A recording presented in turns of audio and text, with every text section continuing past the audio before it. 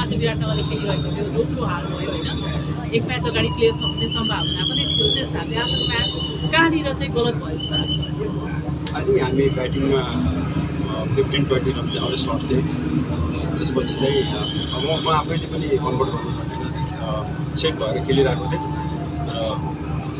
म अझ लामो खेल्नुपर्ने र त्यही 15-20 रन सर्ट भयो अनि बलिङमा चाहिँ अलि एक्जिक्युट गर्न सकेनौँ अलिकति गाह्रो त गाह्रै नै थियो ब्याटिङ गर्नु तर हामी बलिङ सोचे जस्तो बलिङ गर्न सकेनौँ आज चाहिँ सबभन्दा पहिला चाहिँ तपाईँहरूको टिमबाट चाहिँ अब एउटा साउथ अफ्रिकाको फर्मर क्याप्टेन होइन साथै one of the best player होइन आफ्नो एराको उहाँ टिममा हुँदाखेरि र अरू बेलाभन्दा आज के चाहिँ फरक पाउनुभयो यहाँले अब फरक धेरै फरक त थिएन तर प्लेयरहरू एक्साइटेड थियो किनभनेपछि हामीले यसलाई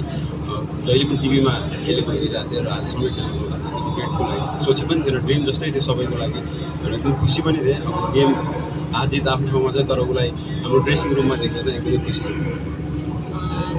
फाफ मात्र होइन गप्टिल होइन यसै गरी पुन्जे जस्तो वर्ल्ड क्लासको प्लेयरहरूसँग चाहिँ खेल्ने एउटा अवसर यहाँले पाउनु भएको छ सँगै खेलिरहनु भएको छ हाउ डज इट फिल तपाईँलाई कतिको यस्तै फाइदा भएको छ एकदमै ब्लेसिङ फिल भइरहेको छ किनभनेपछि अब मेरो लागि चाहिँ अझ गप्टिल चाहिँ अझ एकदमै ठुलो प्लेयर जस्तो लाग्छ मेरो लागि उसलाई हेर्दै सानोमा हेर्दै आफ्नो क्रिकेट खेल्न सुरु गरेको र उसलाई एउटा आइडल जस्तो मानेर क्रिकेट खेल्न सुरु गरेको र अब जस खुसी छु किन भन्नुहोस् अब विराटनगर किङ्सको अनरलाई पनि थ्याङ्क यू भन्नुपर्छ उहाँहरूले ल्याइदिनु भयो हामीसँग ड्रेसिङ रुम सेयर गराइदिनु भयो थ्याङ्क यू भन्न चाहन्छु त्यो उहाँहरूसँग चाहिँ सँगै चाहिँ अब पिचमा सेयर गर्नुभएको छ ड्रेसिङ रुम सेयर गर्नुभएको छ त्यसपछि तपाईँमा आएको चेन्जेसहरू तपाईँले सिक्न पाउनेको मेजर कुराहरू चाहिँ केही छ त्यस्तो अब सिक्ने भनेको उनीहरूलाई हेरेर नै सिक्ने हो जस्तो लाग्छ अब उनीहरूले भनेर भन्दा पनि उनीहरूले कसरी गेम खेलिरहेछ कसरी गेम चलाइरहेछ त्यही हेर्छ अब विराटनगरको कुरा गर्दा चाहिँ अब एउटा सुदूरपश्चिम जस्तो एकदम उत्कृष्ट खेल खेलिरहेको छ सुदूरसँग चाहिँ अब अन्तिम म्याच हाल्नुभएको छ होइन अलिकति टफ पनि छ त्यो हिसाबले चाहिँ अलिकति कन्सर्न डिपार्टमेन्टहरू चाहिँ के हो कहाँनिर अलिकति चाहिँ वर्कआउट गर्नु पर्ला विराटनगरले अब हजुर आजको गेम हेर्नु छ भने चाहिँ हामी टप अर्डर अझ पनि राम्रो गर्न सकेनौँ भोलि अब सुदूरपश्चिमको गेममा टप अर्डर यदि हामीले राम्रो गऱ्यो भनेपछि हाम्रो राम्रो टिम छ र फेरि पनि हाम्रो धेरै चान्सेस छ कि टप 2 मा जाने र लुकिङ फरवर्ड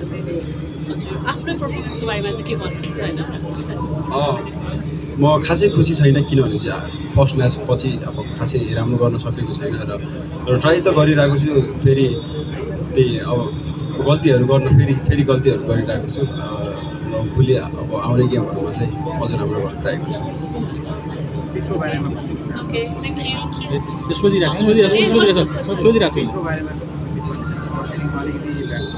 नसुने हजुर पहिलो इनिङमा चाहिँ अलिकति बल ग्रिप भइरहेको थियो होइन स्पिन भइरहेको थियो र अनि होल्ड पनि भइरहेको थियो कि अलिकति गाह्रो त गाह्रै थियो र सेकेन्ड इनिङमा हामीले भने जस्तै ड्युको फ्याक्टर चाहिँ एकदमै उनीहरूलाई फाइदा भयो जस्तो लाग्छ त्यस ड्यु बलमा परेपछि चाहिँ अलिकति कम होल्ड गर्न थालेको थ्याङ्क यू